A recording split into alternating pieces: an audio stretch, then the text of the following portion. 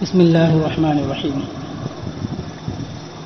فرماتے ہیں کہ وَإِن تَغَيَّرَ بِالطَّبَقِ بَعْدَمَا خَلَطَ بِهِ غَيْرُهُ لَا يَجُوزُ التَّوَضُّؤُ بِهِ لأنه لم يبقى في معنى المنزل من السماء إلا إذا طبق فيه ما يقصد به المبالغة في النظافة كالأشنان ونحوه لأن الميت يغسل بالماء الذي أغلي بالسدر بذلك وردت السنة إلا أن يغلب ذلك على الماء فيصير كالسبيق المخلوط لزوال اسم الماء. کہتے ہیں کہ اور اگر متغیر ہو جائے پکانے سے کسی چیز کے ملنے کے بعد تو اس سے وضو جائز نہیں ہے، اس لیے کہ وہ منزل من السماء کے معنی پر باقی نہ رہا، مگر یہ کہ اسے پکایا جائے اس میں اس چیز کو جس سے نظافت میں مبالغہ مقصود ہو، جیسے اشنان یا اس کے مثل کوئی چیز، اس لیے کہ میت کو بیری کے پتے سے جوش دیے ہوئے پانی سے غسل دیا جاتا ہے. بذالک وردت سنت، اور اسی طریقے کے مطابق سنت وارد ہوئی ہے. اللہ مگر یہ کہ وہ غالب آ جائے پانی پر تو ہو جائے ملے ہوئے ستو کی طرح پانی کا نام ختم ہونے کی وجہ سے. دیکھیے یہ بحث جو چل رہی ہے پانی کی چل رہی ہے کہ کس پانی سے وضو جائز ہے، کس پانی سے وضو جائز نہیں، اور اس سلسلے میں کچھ باتیں آپ لوگوں نے پڑھنی شروع کی. اور اس سے پہلے جو کل کے سبق میں آپ نے پڑھا اس میں یہ بتایا تھا کہ اگر پانی میں کوئی چیز مل گئی، اب جو چیز ملی پانی پر غالب آ گئی اور پانی کی طبیعت سے اس کو خارج کر دیا اور اب اس کا کوئی دوسرا نام ہو گیا، تو فرمایا کہ اس سے وضو جائز نہ ہوگا، جیسے شربت ہو گیا، سرکہ، یہ سب. پھر اس کے بعد یہ فرمایا کہ اگر پانی میں کوئی پاک چیز مل جائے اور کسی ایک وصف کو بدل دے تو کیا حکم ہے، وہ بھی پڑھ لیا آپ لوگوں نے. صابن اور اشنان یہ سب مل جائیں، زعفران پانی میں مل جائے تو ہمارے نزدیک تو جائز ہے. امام شافعی علیہ الرحمٰن نے البتہ فرمایا کہ زعفران یا جو جن سے زمین سے ہو اس کے علاوہ کوئی چیز ملی تو اب اس سے وضو جائز نہ ہوگا کہ مائع مقید ہو گیا، وہ مائع مطلق نہ رہا. ہماری بھی جو دلیل تھی وہ بھی دی گئی، امام شافعی علیہ الرحمٰ کی بھی دلیل دی گئی. اب یہاں سے آگے دیکھیے کچھ دوسرے مسائل کو. فرماتے ہیں کہ وَإِن تَغَيَّرَ بِالطَّبَقِ بَعْدَمَا خَلَطَ بِهِ غَيْرُهُ لَا يَجُوزُ التَّوَضُّؤُ بِهِ، کہ اور اگر متغیر ہو بدل جائے، یا تغیرہ کا فاعل جو ہے وہ اسم بنے گا، کہ اگر متغیر ہو جائے بدل جائے پانی بالطبق بعدما خلط به غیرہ، پکانے کی وجہ سے بعد اس کے کہ اس میں کوئی چیز اس کے علاوہ ملائی گئی یا ملی، تو اب اس سے وضو کہتے ہیں کہ جائز نہ ہوگا. مطلب یہ ہے کہ پانی میں کسی چیز کو ڈال کر پکایا گیا اور اس کے بعد وہ پانی متغیر ہو گیا، بدل گیا، تو فرماتے ہیں کہ اس پانی سے وضو جائز نہ ہوگا، لیکن اس کے لیے ضروری یہ ہے کہ پانی میں کسی دوسری چیز کو ملا کر پکایا گیا ہو. فرمایا نا کہ ما خلط به غیرہ، کہ کسی دوسری چیز کو ملانے کے بعد اس کو پکایا گیا ہو تو اب اس پانی سے وضو جائز نہ ہوگا. غیرہ کی قید اسی لیے ہے کہ اگر تنہا پانی کو پکایا گیا، ابالا گیا، جوش دیا گیا تو اس پانی سے وضو یا غسل کرنا جائز ہوگا، جیسے کہ لوگ ٹھنڈیوں میں کرتے ہیں گرم پانی سے غسل یا وضو وغیرہ. تو غیرہ کی قید اسی لیے ہے، ٹھیک ہے نا. تو اب اس پانی سے وضو جائز نہ ہوگا کہ کسی غیر کو ملایا گیا اور پانی بدل گیا. اب صاحب ہدایہ اس کی دلیل پیش کرتے ہیں کہ کیوں اس پانی سے وضو جائز نہیں جس میں کسی دوسری چیز کو ملا کر پکایا گیا. دلیل لأنه لم يبقى في معنى المنزل من السماء، کہتے ہیں کہ یہ جو اب پانی ہے وہ جس طرح آسمان سے اترا تھا اس معنی میں باقی نہ رہا، کیونکہ اب جس چیز کو ملا کر پکایا گیا ہے، مثال کے طور پر شوربہ بنا دیا گیا تو وہاں بدل گیا، اب اس معنی پر تو وہ باقی نہ رہا. جس طرح آسمان سے پانی اترا تھا وَأَنزَلْنَا مِنَ السَّمَاءِ مَاءً طَهُورًا، اس پانی کا نام وہ پانی باقی نہ رہا، بلکہ اس کو الگ الگ لوگ نام دیتے ہیں. اب یہاں سے ایک مسئلے کا استثناء کر رہے ہیں کہ یہ فرمایا تھا امام قدوری نے کہ وَإِن تَغَيَّرَ بِالطَّبَقِ بَعْدَمَا خَلَطَ بِهِ غَيْرُهُ، پانی میں کسی دوسری چیز کو ملایا گیا پھر اس کو پکایا گیا، تو تو کہتے ہیں اس پانی سے وضو جائز نہیں. اب اس سے جو ہے ایک مسئلے کا استثناء الا اذا طبخ فيه ما يقصد به المبالغه، تو کہتے ہیں کہ مگر ایک صورت میں ہے کہ اس میں پکایا گیا، یعنی پانی میں پکایا گیا ماں، یہ طبخہ کا نائب فاعل، اس چیز کو پکایا گیا جس سے صفائی میں مبالغہ مقصود ہو. ٹھیک ہے نا، یعنی پانی میں کوئی چیز ڈالا گیا، اس کو پکایا گیا، اور اس سے مقصود کیا ہے؟ مبالغہ. کس میں مبالغہ مقصود ہے؟ صفائی میں، ستھرائی میں، نظافت میں. تو کہتے ہیں اب اس پانی سے وضو جائز ہوگا. جیسے بیری کے پتے اس کو ڈال کر پکائے گئے، پانی میں پکایا گیا اس کو، یا اسی طرح دو اور ختمی، یہ سب چیزیں آتی ہیں، ان کو اگر ڈال کر پکایا گیا جسے پانی میں نظافت مقصود ہو، تو کہتے ہیں کہ اس پانی سے وضو غسل جائز ہوگا. تو یہ اس سے استثناء ہوا کہ ما خلط بھی غیر، کہ کسی دوسری چیز کو ڈال کر پکایا گیا تو اس پانی سے وضو جائز نہیں. مگر کب؟ کہتے ہیں کہ اس چیز کو اگر ڈالا گیا پانی میں جس سے نظافت مقصود ہوتی ہے، صفائی مقصود ہے، تو کہتے ہیں اس پانی سے تو وضو جائز ہوگا. مثال دے رہے ہیں کل اشنان، جیسے اشنان اس طرح کی گھاس ہوتی ہے، اس کو ڈال کر پکایا گیا، یا بیری کے پتے ڈال کر پکائے گئے. تو اب اس صورت میں کہتے ہیں کہ وضو جائز ہوگا، غسل بھی جائز ہوگا. اب اس پر بھی دلیل دے رہے ہیں کہ اگر بیری کے پتے یا اشنان ڈال کر پانی کو جوش دیا گیا تو اسے وضو جائز ہے، غسل جائز ہے. اس پر بھی دلیل دیتے ہیں کہ لأن المیت یغسل، اس لیے کہ میت کو غسل دیا جاتا ہے اس پانی سے جس کو بیری کے پتے سے جوش دیا گیا ہو. ٹھیک ہے نا.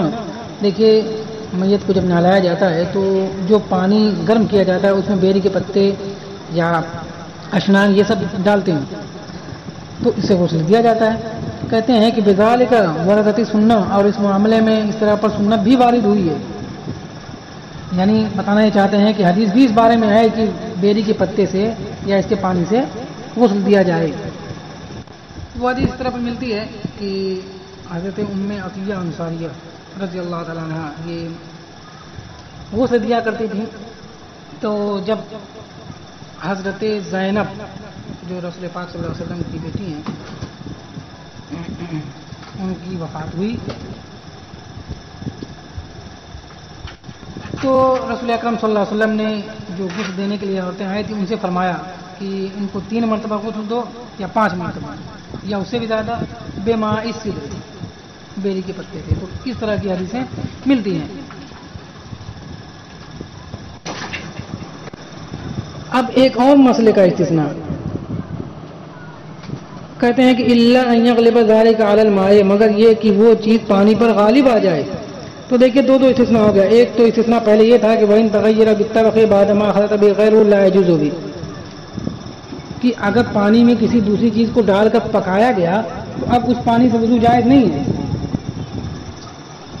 مگر اس کے بعد یہ فرمایا کہ اگر ایسی چیز کو ڈال کر پکایا گیا جس سے نظافت مقصود ہو تو کہتے ہیں کہ اس سے جائز وضو. اب مزید فرماتے ہیں کہ اگر وہ چیز جیسے یہی میں نے بتایا اشنان یا اور اس طرح کی چیزیں اس پانی میں اس قدر ملائی گئی کہ یہ چیزیں پانی پر غالب آ گئیں، تو کہتے ہیں کہ اب اس سے وضو جائز نہ ہوگا. ٹھیک ہے نا. اوپر انہوں نے یہ ذکر کیا تھا کہ اعتبار غلبہ کا ہوگا. ٹھیک ہے نا. تو اب جو چیز غالب ہو اسی کا حکم ہوگا. تو اب وہ پانی پر غالب آ جائے جو چیز ملائی گئی اور پانی مغلوب ہو گیا، اب اس سے کہتے ہیں وضو جائز نہ ہوگا. اب یہ کہتے ہیں کہ یہ ایسے ہی ہو گیا جیسے سوی جو یعنی ستو اس میں پانی ملا دیا جائے تو اس کی طرح یہ ہو جائے گا. فرماتے ہیں کس سویق المخلوط، تو اب یہ ملائے ہوئے ستو کی طرح ہو جائے گا. جس طرح ستو کو لوگ پانی ملا کر کھاتے ہیں تو پانی اس میں مغلوب ہو جاتا ہے اور ستو غالب ہوتا ہے. اب کہتے ہیں کہ اب یہ جو پانی ہے اس سے وضو جائز نہ ہوگا. کیوں؟ لے زوال اسم المائعن ہو، کیونکہ پانی کا نام اس سے ختم ہو چکا ہے، زائل ہو چکا ہے. اب کوئی اس کو پانی تھوڑی کہتا ہے، اس کو کہتا ہے کہ ستو ہے. ایسے ہی آٹا گودا گیا جیسے میں نے پہلے بھی بتایا، تو اس میں پانی مغلوب ہو جاتا ہے اور آٹا غالب ہے، تو اب اس سے وضو بھی نہیں ہوگا. چلیے یہ چیزیں ہو گئی. اب ماء قلیل کے بارے میں کچھ مزید کہتے ہیں وَكُلُّ مَاءٍ وَقَعَتِ النِّجَاسَةُ فِيهِ لَمْ يَجُزِ الْوُضُوءُ بِهِ قَلِيلًا كَانَتِ النِّجَاسَةُ أَوْ كَثِيرًا، ہر وہ پانی جس میں نجاست واقع ہو گئی تو اس سے وضو جائز نہیں، قلیلاً کانت النجاست ہو اور کثیراً، کہ وہ نجاست قلیل ہو یا کثیر ہو۔ یہاں وکلو مائن سے مراد ہر پانی سے مراد جو مائع جاری یا جو مائع جاری کے حکم میں ہو درجہ اس سے کم کا ہو، جس کو میں نے بتایا مائع قلیل۔ سمجھ میں آ رہی نا بات؟ کیونکہ مائع جاری کا حکم الگ ہے، وہ آگے بیان ہوگا۔ تو یہاں وکلو مائن سے مراد کیا ہے؟ کلو مائن سے مراد وہی پانی ہے جو نہ تو مائع جاری ہو اور نہ اس کے حکم میں ہو۔ مائع جاری کے حکم میں بڑا حوض، تالاب، دریا، یہ سب چیزیں آئیں گی، وہ بیان عنقریب آئے گا۔ چلیے، تو اس کے بارے میں فرماتے ہیں کہ اگر ایسے پانی میں نجاست واقع ہو گئی، نجاست گر گئی، تو اب اس سے وضو جائز نہ ہوگا۔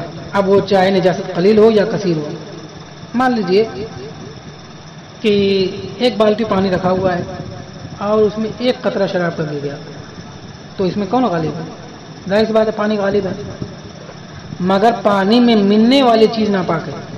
اب اوپر جو ذکر ہوا کہ پانی اگر ایسا ہو کہ اس میں کوئی پاک چیز ملی، تو کہتے ہیں کہ اگر ایک وصف کو بدلا تو اس سے وہ طہارت کرنا جائز ہے، یعنی غسل بھی جائز تو وضو بھی جائز۔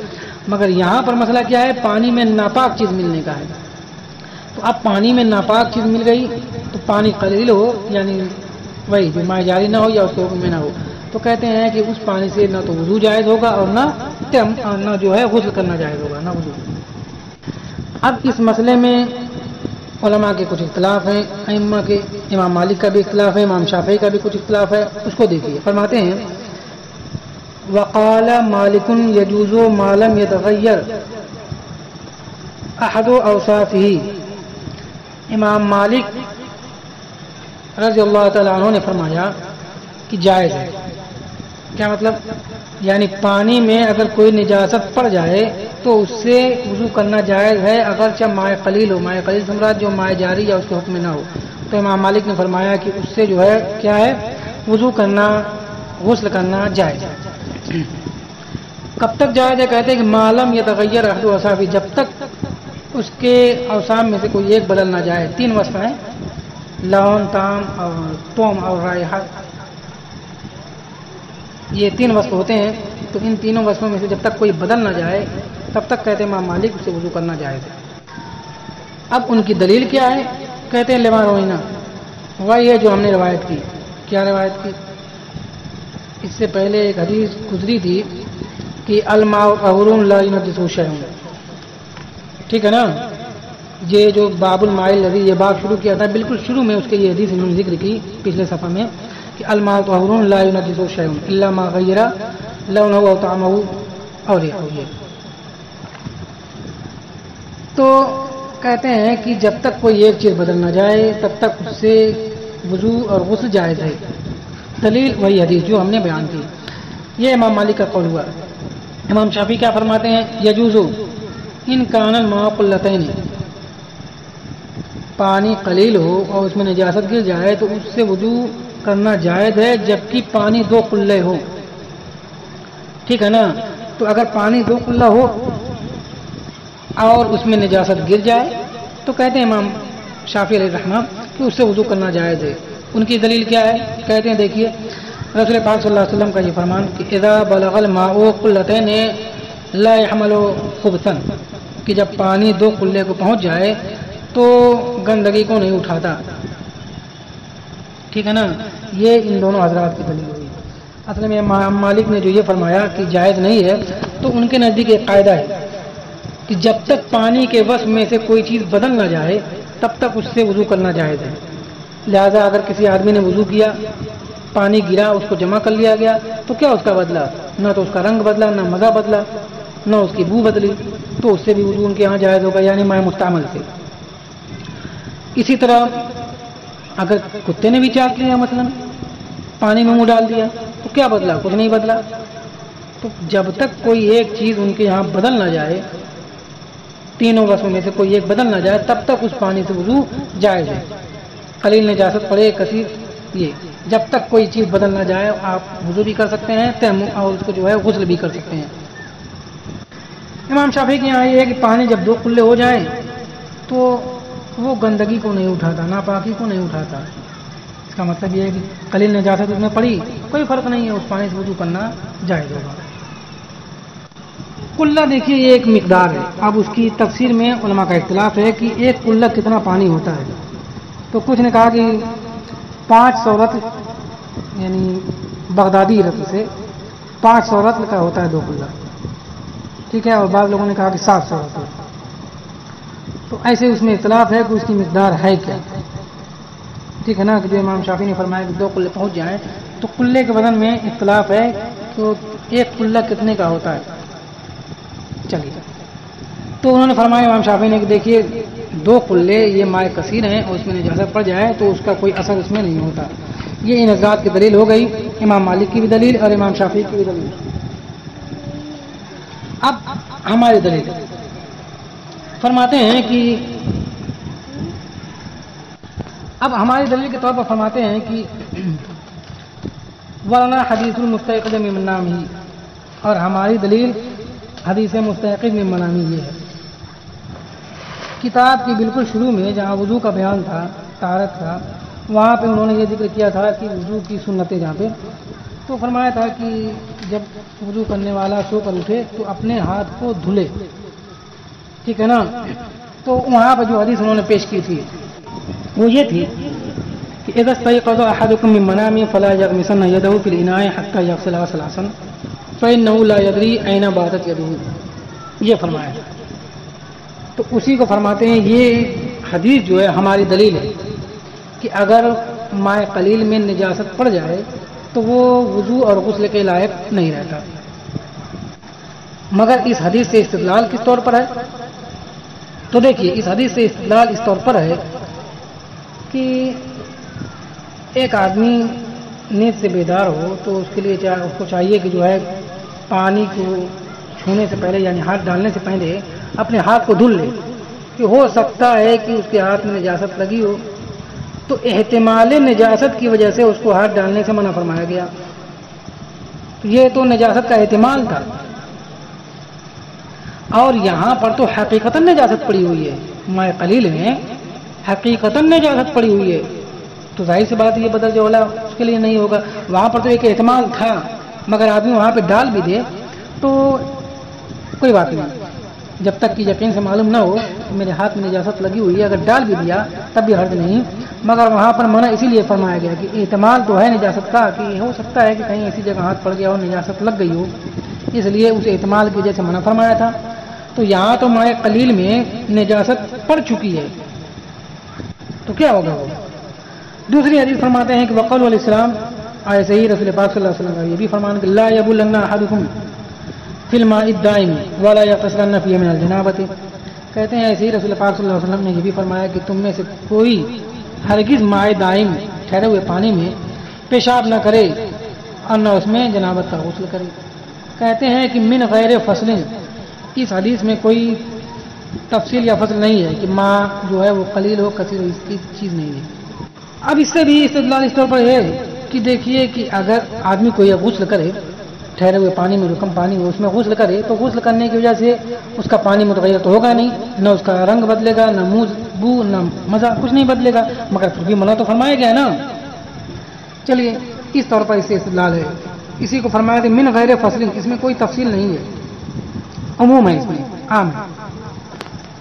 چلیے یہ ہماری 2 حدیثیں دلیل ہوئیں کہ قلیل پانی میں اگر نجاست پڑ جائے تو ناپاک ہو جاتا ہے، وضو غسل کے قابل نہیں.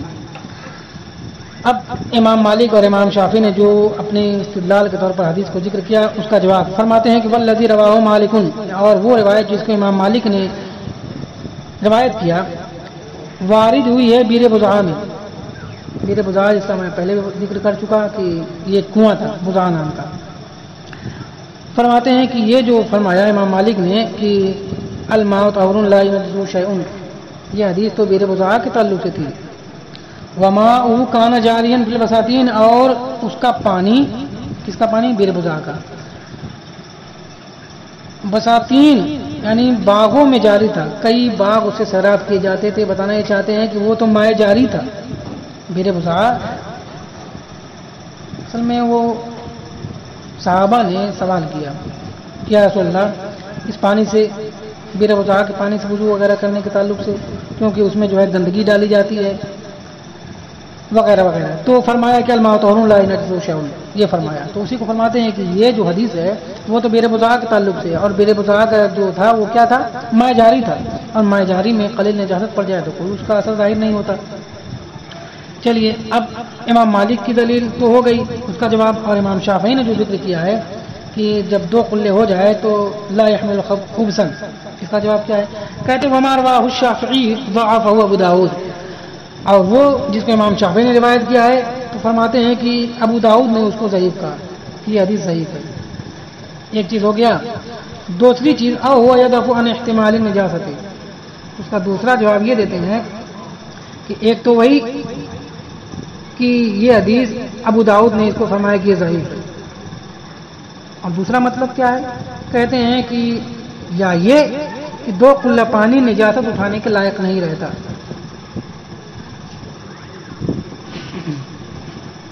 سمجھ میں آ رہی بات؟ تو یہ فرماتے ہیں کہ ابو داؤد نے ضعیف کہا ہے. اب ابو داؤد سے مراد کون ہے؟ امام ابو داؤد. تو امام ابو داؤد نے تو اپنی صحیح میں جب اس حدیث کو ذکر کیا تو ذکر کرنے کے بعد سکوت اختیار کیا، اور علماء اور فقہاء نے فرمایا کہ امام ابو داؤد کسی حدیث کو ذکر کریں اور سکوت اختیار کریں تو یہ اس کی صحت کی دلیل ہوتی ہے. تو امام ابو داؤد نے تو ضعیف، جو انہوں نے کہا ہے مصنف نے کہ ابو داؤد نے اس کو ضعیف کہا، تو ممکن ہے کہ ابو داؤد طیالسی مراد ہوں یا کوئی اور ائمہ حدیث میں سے ابو داؤد نام کے انہوں نے اس کو ضعیف کہا ہے، واللہ تعالیٰ.